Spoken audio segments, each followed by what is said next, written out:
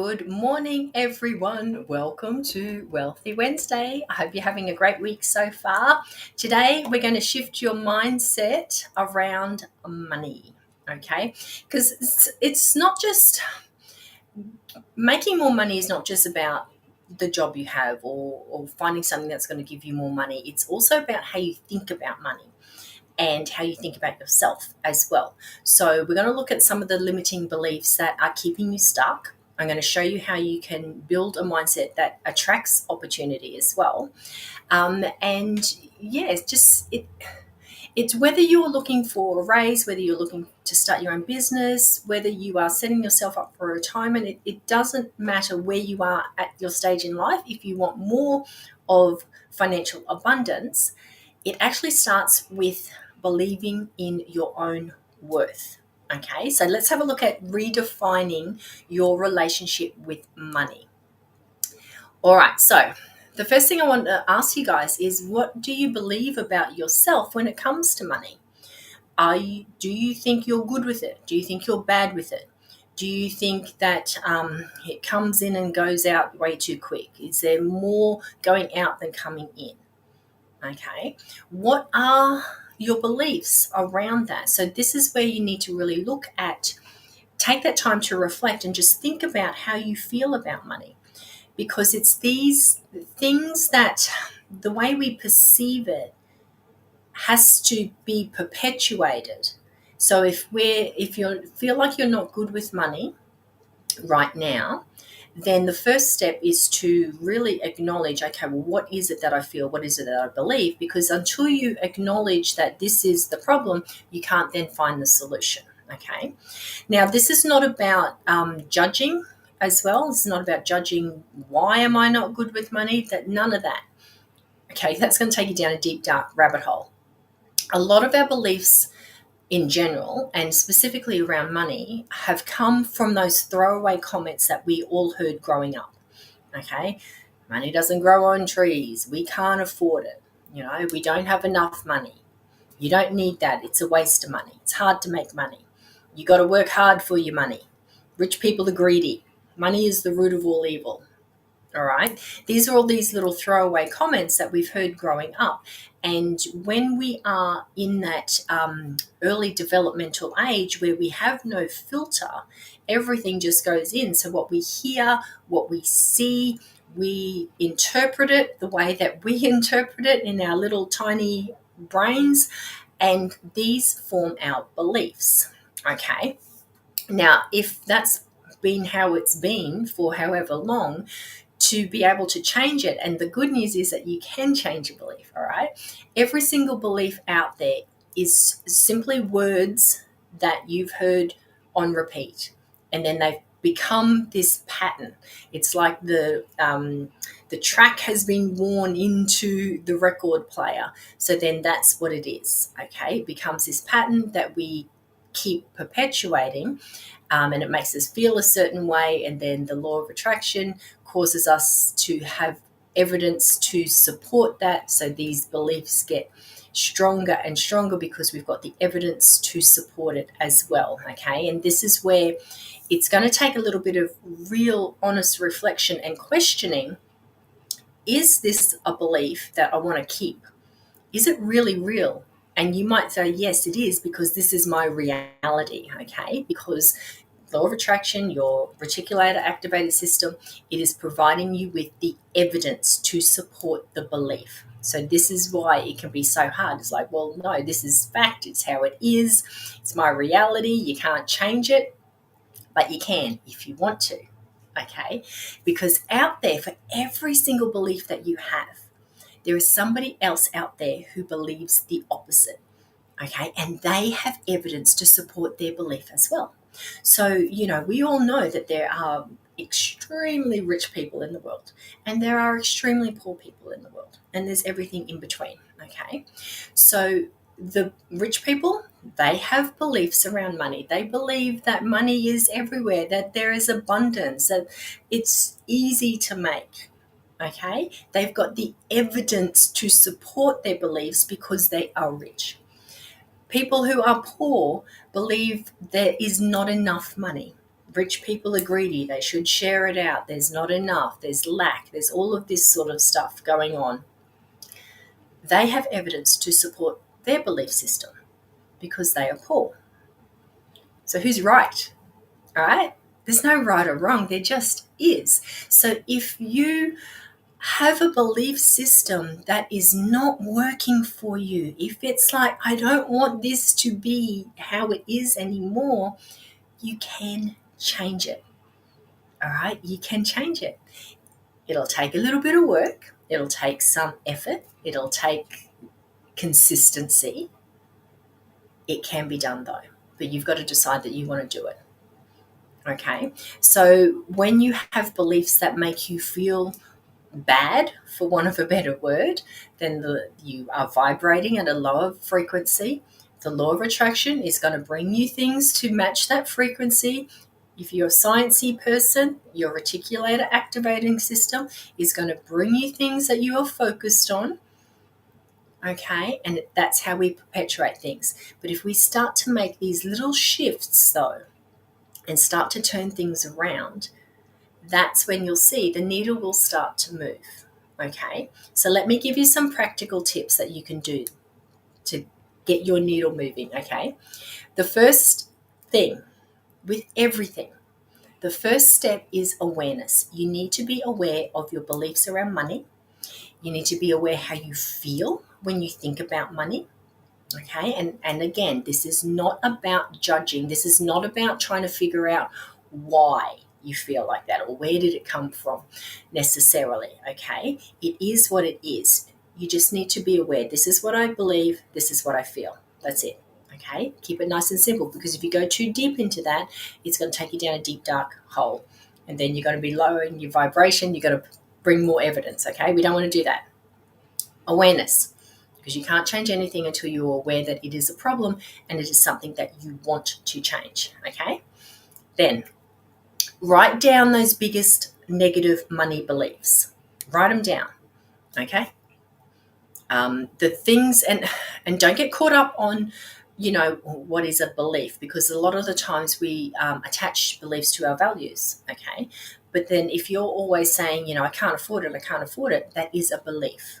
Okay, so what are the biggest negative money beliefs that you have when it comes to money, and how do those beliefs make you feel? How do those phrases, if you want to use a different word, how do those phrases make you feel? Okay, and then you want to write down the opposite of what it is. Okay, now here's the important part. If the opposite doesn't make you feel good, or you don't believe it because you maybe you've just got a bill and you can't afford it because you don't have the money sitting in your bank. Here is the secret. I want you guys to really pay attention to this bit. You need to stop thinking about money to change your vibration. Okay, so two things going on here. If you're writing down, okay, I can't afford it, you want to put, if I can afford it feels like too much of a jump, then you want to take a little baby step. It's like if it's the middle of the night, it's pitch black, and you turn the light on, it's like, oh my God, it's too much, it's too big a jump. Okay, so going from I can't afford it to I can afford it, if that feels too big a jump for you, then you do something in the middle, and something that is really quite effective in that particular instance is asking a different question. What needs to happen for me to be able to afford it? Okay, so that's gone from I can't afford it to a little bit further down the track. What needs to happen for me to be able to afford it? You're on the way to I can afford it. Does that make sense? So it needs to make you feel, it needs to be plausible enough to make you feel like, okay, well, that's believable. And also to make you feel good as well. Okay. The other part of that, more on the feeling side, because abundance is everything. It's everywhere. It's not just money. So there's abundance of trees outside. There's abundance of water in the oceans. There's abundance of sand. There's an abundance of oxygen. There's so many things that there is an abundance of. Okay. So with the law of attraction, what you're focusing on isn't important, it's how you feel. So if you feel anxious about money and feel like there's lack, then don't think about money. Think about something that makes you feel good. Think about something where it makes you feel abundant. And when you think of the word abundant, it's just a word, but how does being abundant make you feel? So when you're in nature and there's an abundance of trees around you, how do you feel? Do you feel calm? Do you feel connected? Do you feel grounded? These are all good things. It's about the feeling, all right? I really, really, really want you guys to understand this, because when you're feeling good, you're vibrating at that higher level, and then the law of attraction, or your RAS, whatever it is you want to call it, needs to bring things to you that match that frequency, okay? And it's not going to just sort of pick and choose, it matches the frequency. So, and if abundance of money is what you're wanting, it's going to bring that to you as well. It's going to change your relationship with money, and it will do it. You have to do the work though. You have to do it gradually to get that feeling, to change those, I can't afford it, to change whatever's on repeat. Change that consciously to something different, which will change how you feel. And then you will get where you need to go. Okay? So you don't have to try and get something, try and reframe those beliefs to something that makes you feel at least okay, because it will grow and grow and grow. And if you can't, then you need to distract yourself to feel good. Okay? All right, I'm hoping that's making sense. If you're questioning what I'm saying or it's not making sense, put a comment in and let me know, because I really want to be able to explain this to you in a way that you can receive it. Okay, that's what's important here, that you understand what I'm saying. And if this is very new and very foreign, or it sounds a little bit weird or stupid or whatever, give it a go, but give it a good go, because you got nothing to lose. Okay. The other thing that I want you guys to do when it comes to money specifically is to really change your thinking, change your perception, your perspective on money. If you have received a big electricity bill, for example, be grateful that you have electricity. Okay, be grateful you have electricity. Then go and make some changes, whether it is, I don't know, making sure that the kids don't leave the lights on, or, you're not running things unnecessarily, or things are working the way they should be and not drawing more electricity than they should be. Change your electricity provider, shop around. There's lots of things that you can do as well, because you do need to take actions. All right? Change your perception, change your beliefs, change how you feel, change what needs to be changed in the external world. Okay? Start though, always try and find something though to be grateful for, to appreciate. If you're paying rent, you're paying a mortgage, the interest rates are going up. They're starting to come down now, which is awesome. When they were going up, yeah, that caused a lot of stress in people's lives. So this is where it's like, okay, well, be grateful that you have got a home, that you can afford it. Look at, reframing that. What needs to happen for us to be able to afford this? Okay? Everything comes down to your perspective, because perception is reality as well. If you have a job, be grateful that you have a job. Okay? They don't have to hire you. They don't have to employ you. Nobody actually owes you anything. So be grateful that you have that job. Be grateful that you're getting that regular paycheck. If you've got your own business, be grateful that you have customers. Be grateful that they are choosing to spend their money with you. All right? Now, and then the next tip is to really acknowledge where you are good with money. Have a look back. We're always good at finding the negatives. We want to flip it around. Where are you good at with your money? Are you really good at saving some? Are you good at, putting a little bit aside into different accounts, so that when those bills come along, you've got money sitting there? All right. Are you good at budgeting? When have you felt in control of what was coming in and out? Surely there's been a time. So reflect on those times, because it can go up and down. I know within our own lives, there was a time where we were in a really bad spot, and then it shifted and we were in a really good spot. Okay, so focus on the times when things were working well for you. What were you doing? What were you focused on? What were you feeling? Okay, because that's what you want to keep repeating. All right, and choose to focus on the positives. So the law of polarity tells us that there is two ends to everything. There's two ends of the stick. There's black, there's white, there's up, there's down, there's night, there's day. Okay, there's always two ends to everything. You get to choose which end you want to focus on. Okay, you get to choose. So make it a conscious decision and make it a practice. If you slip back into focusing on the other things because you've done that for the past however many years or decades, that's okay. Just go, oops, there we go, did it again, awareness, right? And then shift it. Just shift it. And the more that you can do that without judgment, without beating up on yourself, just going, oh, okay, yep, I did that again, I'm going to choose to do something different. Then in those moments, the more that you can do that and consciously make that decision, you're creating these new habits. Okay, and that's going to have that flow on effect as well. And then the last tip I want to give you guys is sort out your internal, right? Your beliefs and how you feel, how you perceive things. Sort that out. You also have to sort out the external. So become good at managing your money. Okay, if you need to, you read some books. I've said before, the Barefoot Investor absolutely helped me a lot. I've shared that with my kids as well, and Rich Dad Poor Dad changed my perspective on money as well. There is so much information out there. Find someone who you like, who is doing what you want to do. Okay, not just talking and blowing smoke, they're actually doing it. So you might need to do a bit of research. Get good at being a money manager.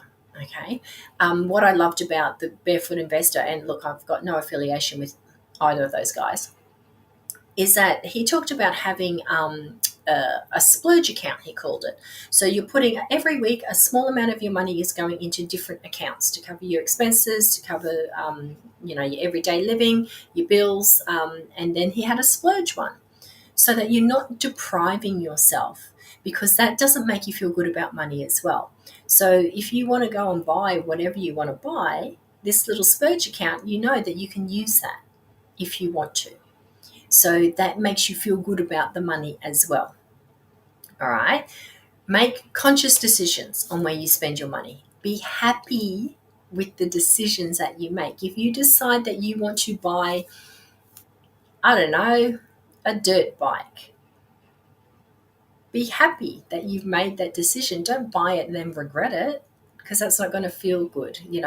If you decide to spend your money on something, be happy with it. Otherwise, don't do it. Okay.